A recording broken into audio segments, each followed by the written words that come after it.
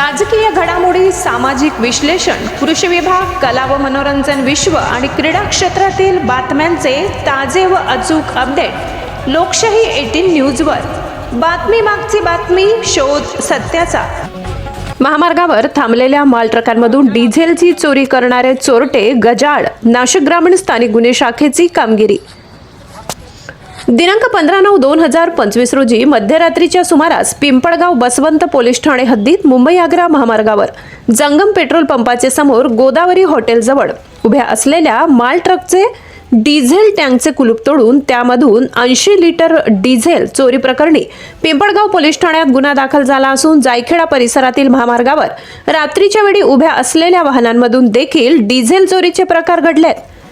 त्यामुळे वेगवेगळ्या पोलीस ठाण्यात गुन्हे दाखल झाले. त्यानुसार स्थानिक गुन्हे शाखेचे पोलीस निरीक्षक रवींद्र मगर यांना मिळालेल्या गुप्त बातमीनुसार अहिल्यानगर जिल्ह्यातील राहता येथील डिझेल चोरी करणारे गुन्हेगारांनी सदर गुन्हे केल्याची खात्रीशीर माहिती मिळाली होती.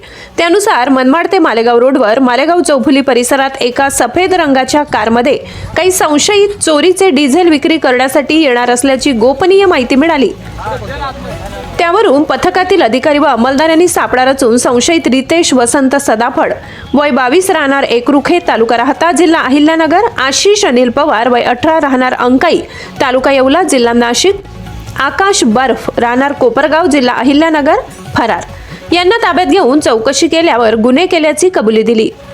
आरोपींच्या ताब्यातून प्लास्टिकच्या 12 कॅनमधून सुमारे 340 लिटर चोरीचे डिझेल व गुन्ह्यात वापरलेली फोक्सवॅगन कंपनीची वेंटो कार क्रमांक MH03AZ 1874 असा एकूण 5,30,940 रुपये किमतीचा मुद्देमाल हस्तगत करण्यात आलाय.